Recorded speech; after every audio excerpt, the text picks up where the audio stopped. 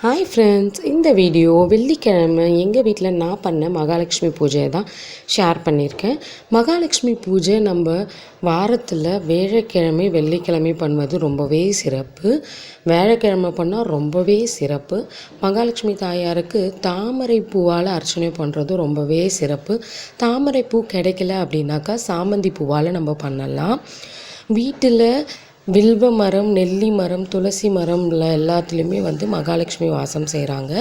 So அதனால் நிறைய வீட்டில் பார்த்திங்கனாக்கா நெல்லி மரம், துளசி மரம்லாம் கண்டிப்பாக இருக்கும். நம்ம எந்த பொருள் வீட்டில் வாங்கி வைக்கிறோமோ இல்லையோ, மஞ்சள் உப்பு மட்டும் நம்ம வீட்டில் எப்போவுமே குறையாத மாதிரி பார்த்துக்கணும். இப்போ வாங்க பூஜை எப்படி பண்ணுறதுன்னு பார்க்கலாம்.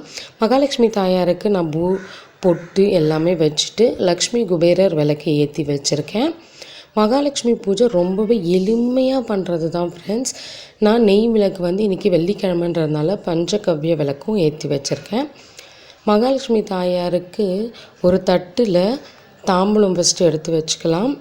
101 ரூபாய் நான் வச்சுருக்கேன் ஃப்ரெண்ட்ஸ். வச்சுட்டு குங்குமம் வச்சுருக்கேன்.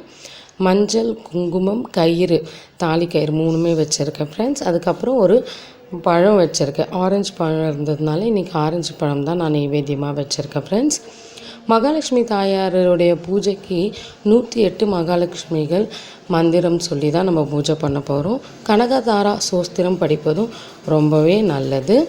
108 போற்றிகளுக்கு அர்ச்சனை செய்வதற்கு நான் 108 காயின் எடுத்து வச்சுருக்கேன்.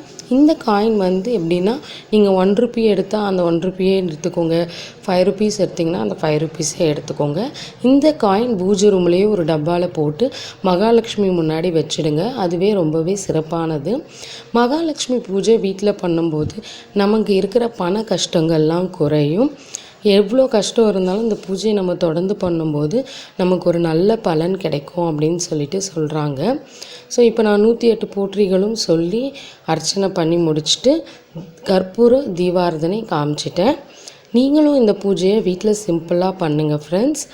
இது நம்ம முன்னாடி ஏற்றி வச்சுருந்தோம் இல்லைங்களா பஞ்சகவ்ய விளக்கு, அது இப்படி தான் ஆகிடும்.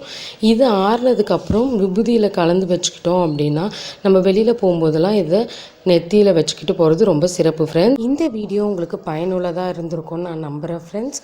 Thank you friends. பாய்.